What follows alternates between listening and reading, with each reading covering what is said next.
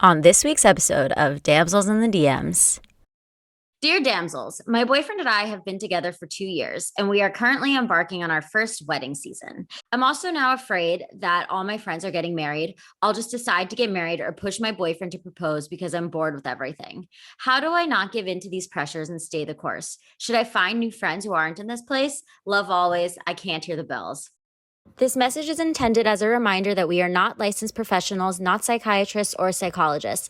If you have a serious problem, please seek professional help. The National Suicide Hotline is 1-800-273-8255. That's 1-800-273-8255. There's some damsels in the DM. Yes, queen. Tell us what's the vibe. What's the vibe? There's some damsels in the DM. Who? Please tell us what's the vibe. DMs, yeah we see them, yeah we read them. DMs, we don't need them, we just leave them. Please. Yeah. It's going down in the DMs. Bye.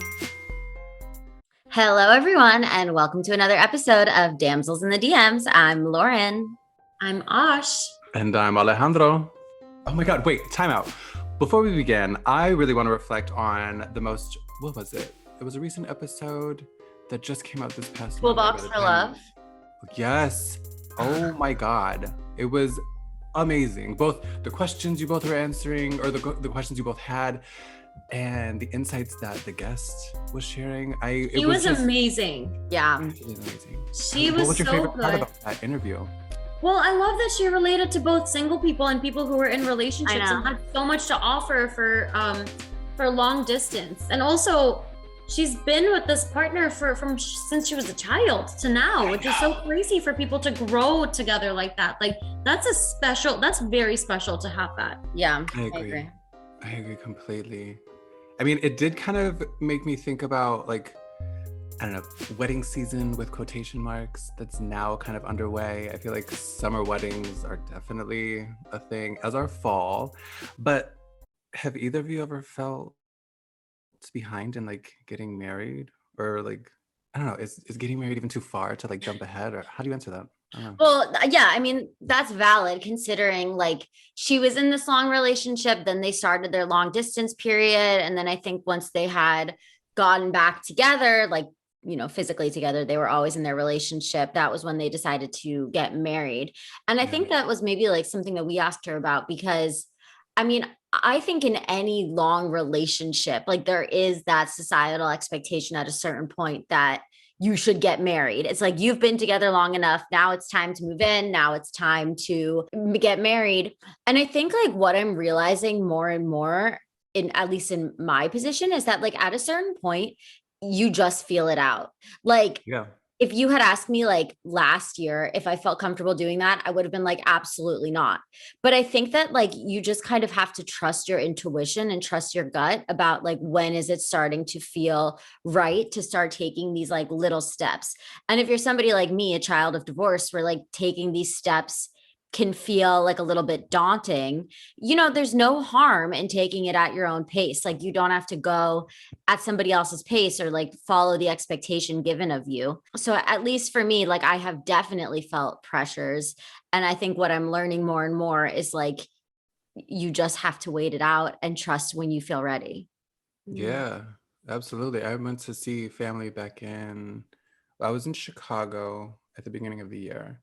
And it was the first time in a long time that I was able to see relatives. And one of my relatives had asked about my boyfriend and I and whether like we were considering getting married. And it really kind of took me by surprise because I had always heard those types of questions being asked of my female cousins usually, or sometimes my boy cousins who were in relationships as well. But to hear the question asked of me, my relationship, it was interesting because like the topic hadn't really come up between us Yeah.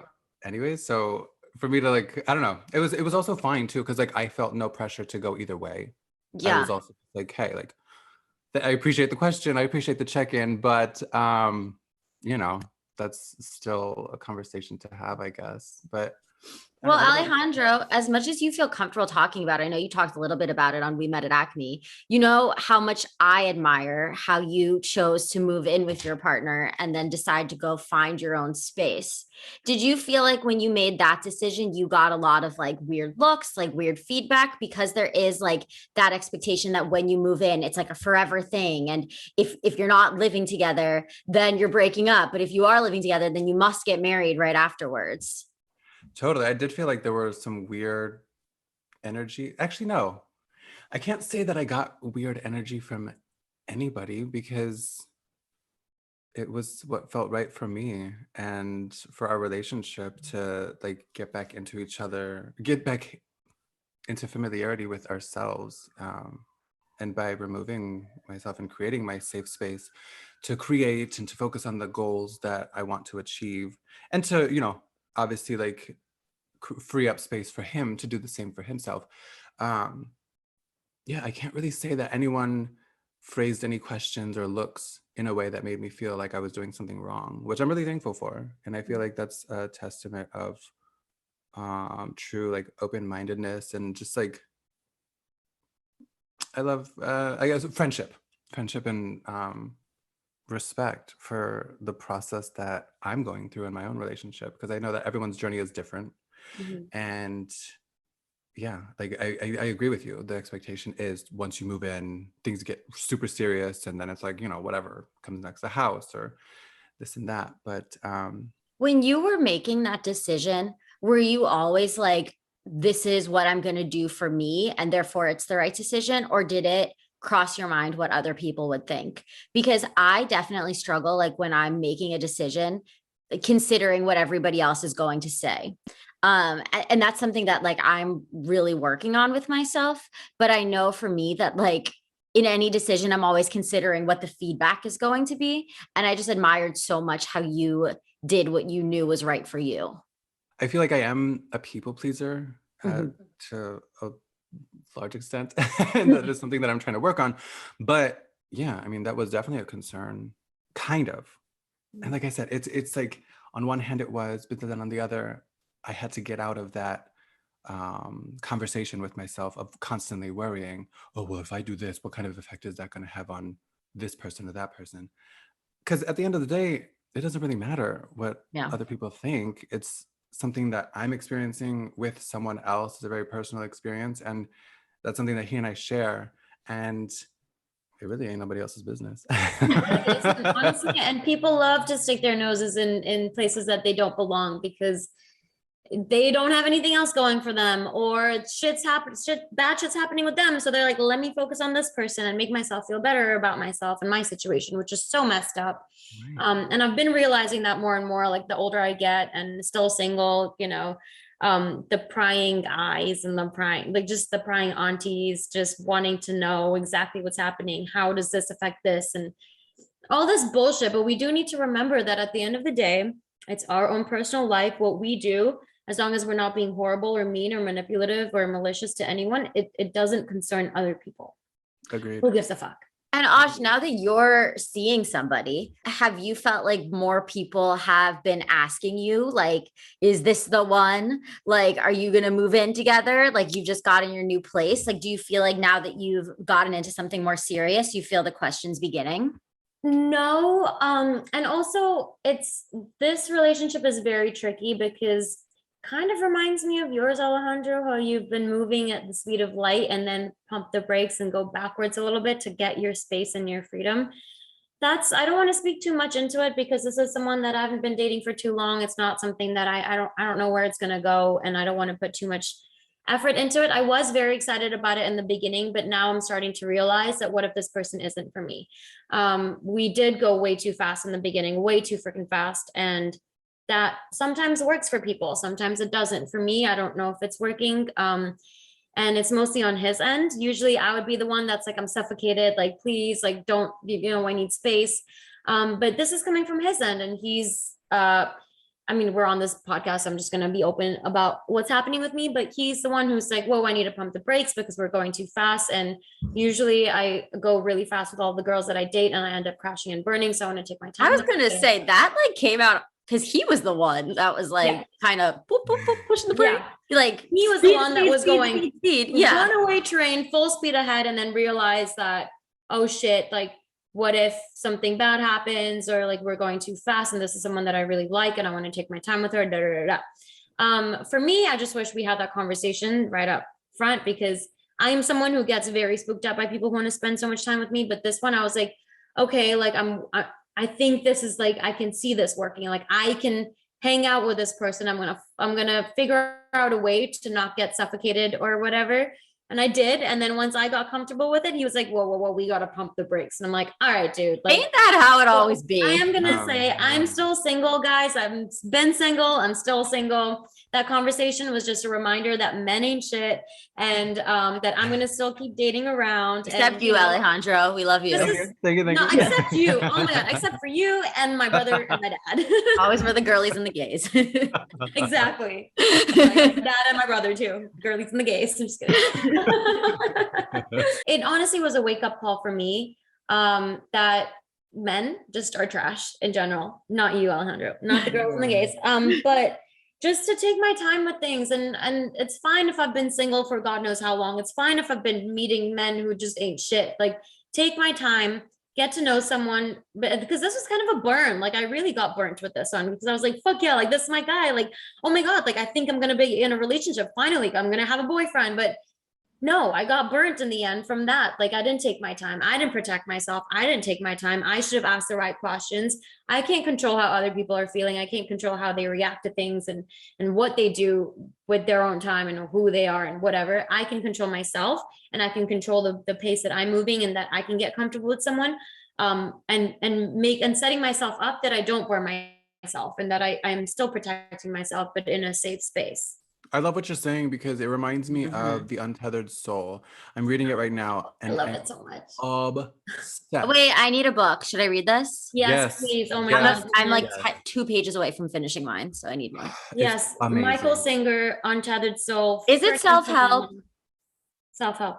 Yeah, Mm. totally. But it Really helps good. you kind of silence the nonstop narrative that is going on in our heads. Yeah. And it really helps us like ground ourselves in like the present tense, and not being so preoccupied with expectations or apprehensions and all of that. It's just really like trying to live authentically and paying attention to like who is within us, within each of us. And it's so easy for us to fall into trying to decide, oh, which side is right, which side is wrong, how do we, but then it's like, no, there's the third person, there's the third party, which is us, ourselves, in the present tense, witnessing that. So it's like removing ourselves from that dialogue becomes such, I mean, an important part of. Oh, my therapist is always telling me to observe my thoughts rather than internalize them. Meaning, Yeah. like, if I know that I'm having a thought and it's negative, which they usually are, and then she's like, can you just like say, hey, that's an interesting thought that I'm having.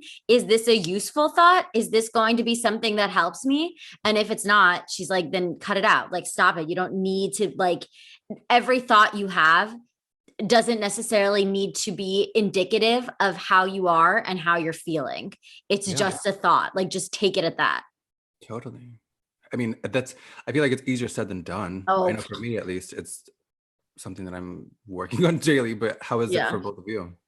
Well, reading that book was really eye-opening. It's just really ironic that the person who recommended that book or gave me that book was my Australian soulmate. I feel like I've talked about him in the past, but like my Australian soulmate who ghosted me and burnt me really bad. The one that we saw hiking, not we, The but one that we saw hiking, Yeah. yeah, with the new girlfriend who I guess he overlap between me and her.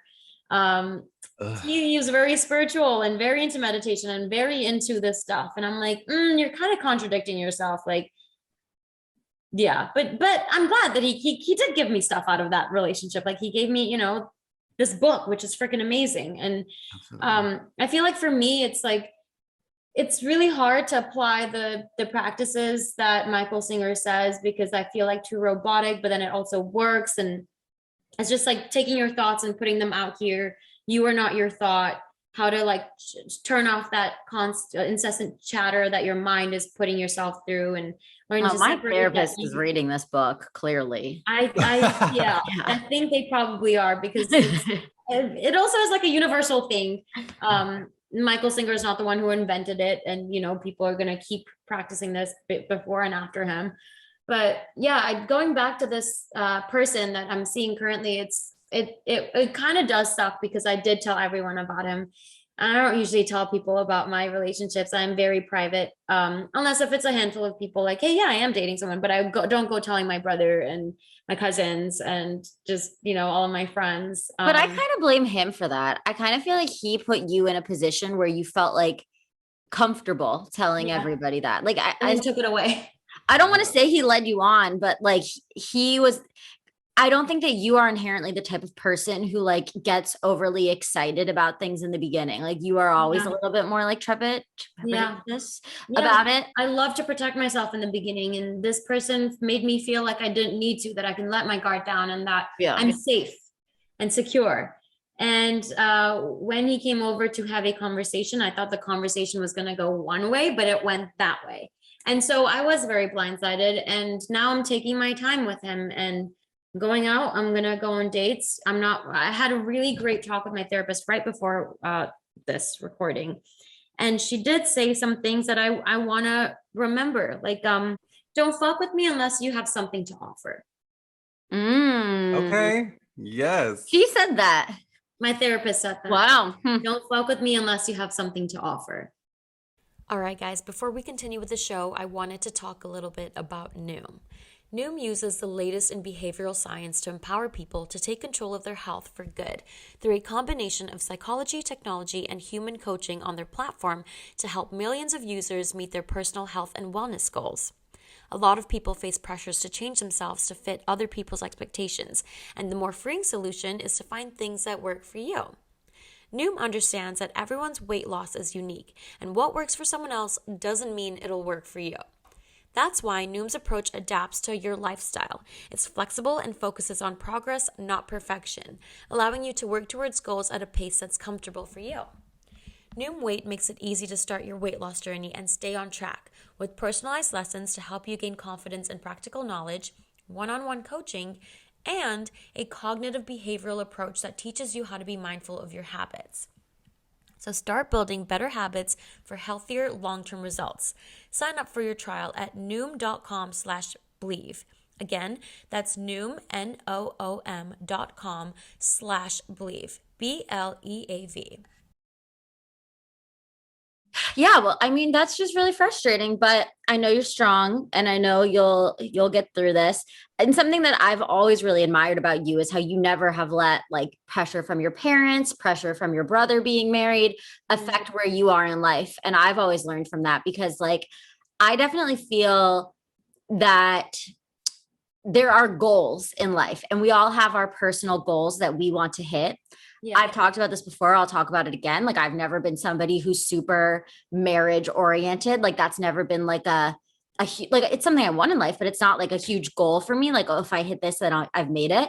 But then sometimes like on social media, when people are so excited about like, their engagements. And I feel like we're getting to the age where a lot of, at least what comes up on my timeline is people talking about like bridal showers and bridal parties and things like that. I think I am like, oh, wow, like that's going to be a really exciting time in my life. Like I feel a twinge of jealousy that like these people are at that point in life, even if it's not like exactly where I want to be right then.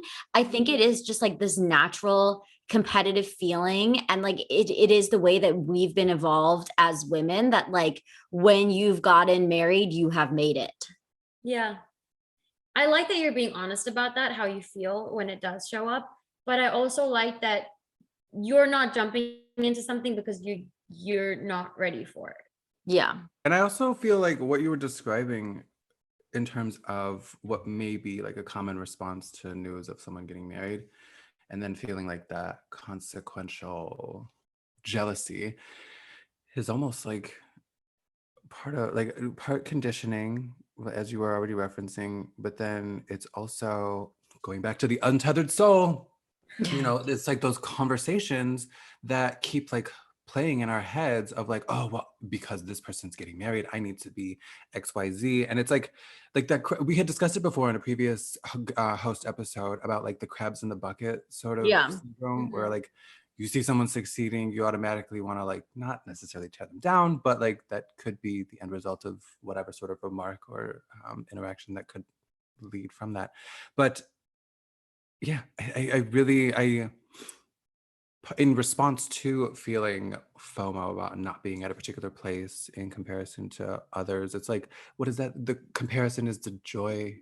You said it once before. Comparison is the thief of joy. Yeah. I feel like Yeah. I Oh, yeah. constantly have to remind myself of that. Even last year when I went to one of my close friends' weddings, it was a beautiful ceremony. It was really lovely to see her and her husband just do their thing and celebrate with all their loved ones. And like, I did have a glimpse of, or like a moment where I was just like, damn, like, when am I going to have my turn, sort of thing. But then Mhm. I also had to like take a step back and be like, well, it's not for me. That as Yeah. well as that ceremony, that whole moment wasn't even about me at all. So it's just like, removing myself from the equation and really, getting more intimate with that part of myself Yeah. that is observing those thoughts. I'm about to go into my first like wedding season. I have like 5 weddings coming up this Oh my summer. God. I know. They're all in California though, which is great. So I don't have to go That's anywhere. convenient. Like, what my advice would be for other people who are going into this wedding season period is like, treat it as a trial round for yourself. Like, see what you like about weddings and see what you don't like so that you can like plan the wedding that you want to have eventually. Like, rather than nitpick and complain, just take in all the details of it, because like you will get to that place one day. And if you don't want to be there, then just enjoy the party, enjoy the drinks, enjoy the food.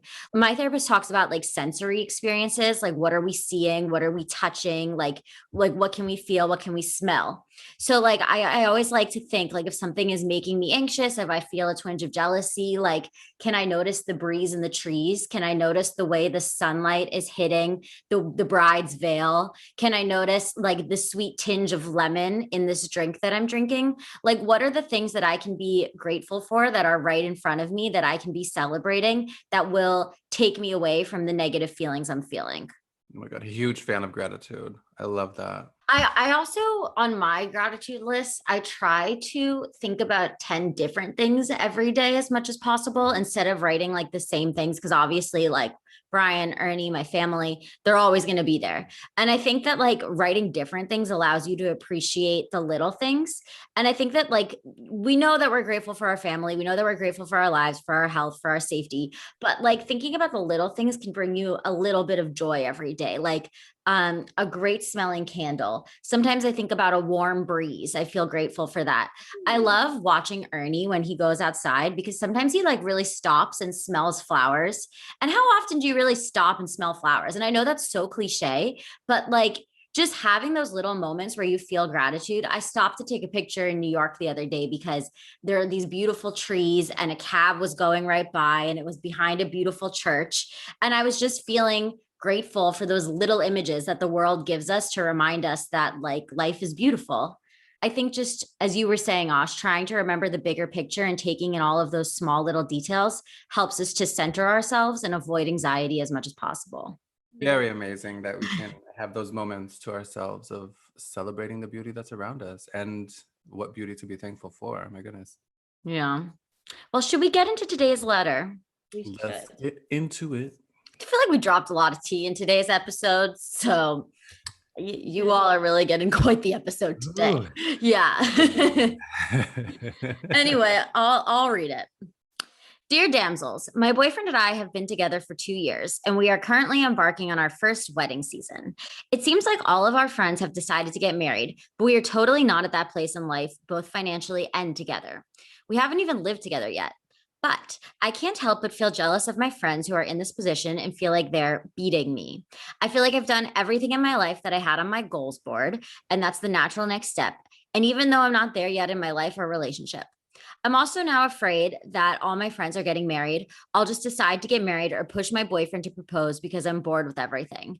How do I not give in to these pressures and stay the course? Should I find new friends who aren't in this place? Love always. I can't hear the bells. I really love that sign off. Me too. It's a good sign off. The first thing that comes to my mind, my goodness, I'm bored with everything. That's like, that sounds like a lot of internal work that needs to be done. Yeah. It's I don't like hearing if I don't know. To me, if someone says that they're bored all the time, like it's not necessarily a red flag, but very much just a sign of like, okay, there's stuff that has to be understood or whatever. And I can hear the sirens. I can hear the bells, but I can hear the sirens go off. If you're bored with everything in life, you brought up a point. Like you have so much inner work to do. Life is so beautiful and has so much to offer. And if you're bored with everything in life, like that's internal. You have to work on yourself. Don't jump into a relationship.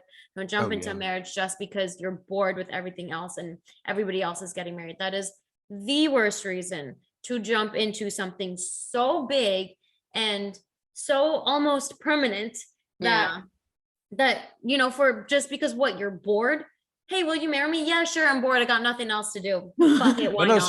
That's the thing. You said jump into. This person is talking about pushing her boyfriend to propose. They say pushing their boyfriend to propose. So it's like, no, don't. I really like the part where she goes, should I find new friends who aren't in this place? Yeah, don't be your friends.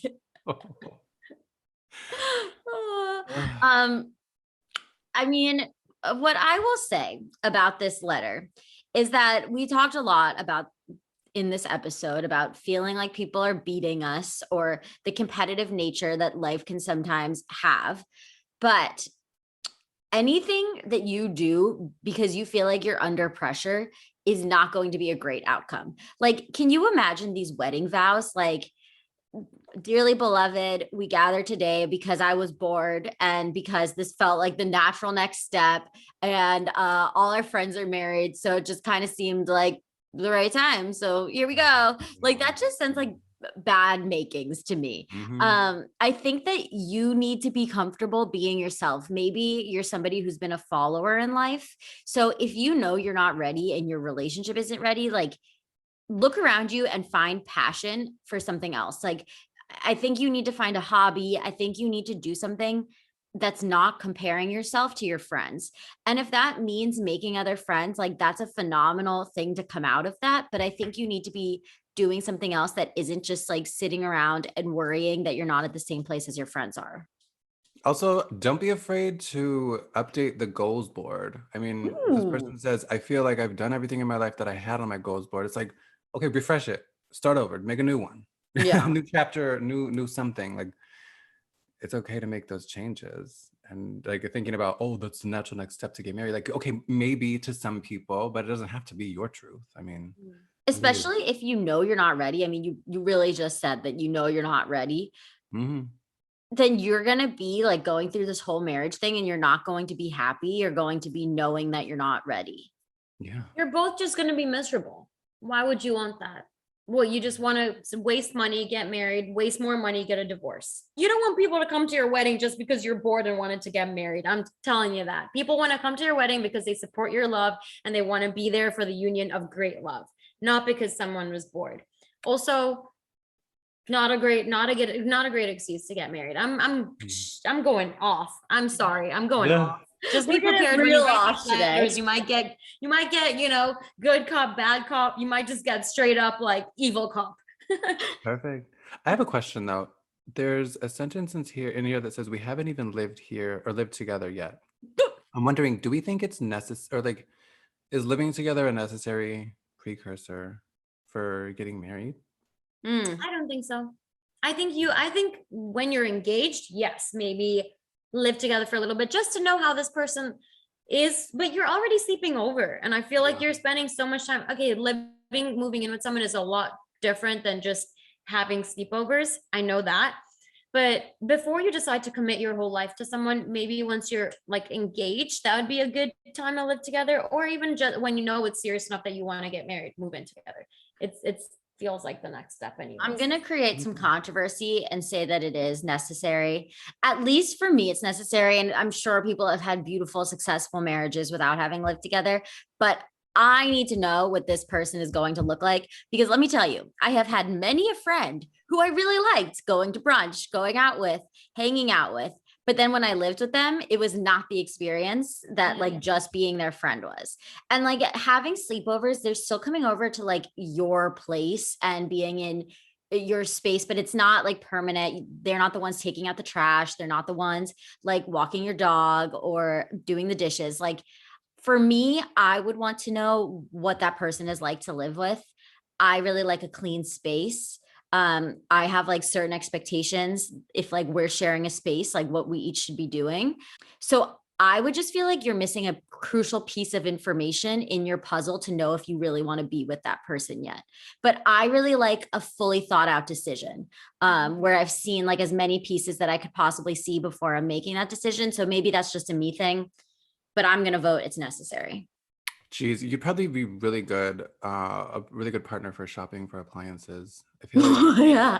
all the right questions and like the warranty. Oh, yeah. I feel like that's over my head. I feel like you'd be so like spot on. Like, no. Shopping yes. for homes, shopping for anything that's like No, Brian, like we Big move. both had to take Ernie to dog school and they do these like private consultation lessons. And Brian's lesson was like, they're supposed to be an hour. His ended early. It was like 30 minutes. He asked a couple questions. They did a lot. My lessons always are like an hour, 30 minutes to the point where he has to be like, sorry, time's up.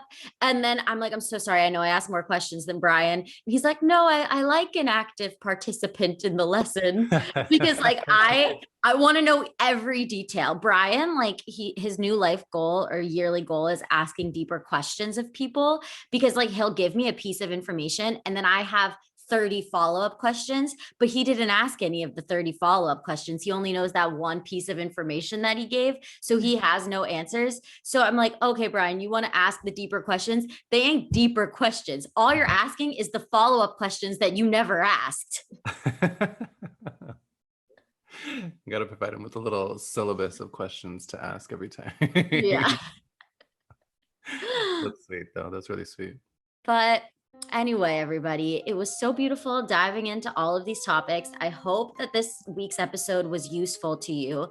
It would also be really useful to us if you would subscribe and rate and review us, particularly on Spotify, because they just recently implemented ratings on there. So we would really be appreciating that. If you're liking what you're hearing, if you could do us a favor and support us. And don't forget to send your anonymous letter via the link tree that's on our Instagram. Your identity is safe and your letter. And your secrets are safe with us. And the secrets are safe as well. Well, no, they're not. Until we dissect the letter. Your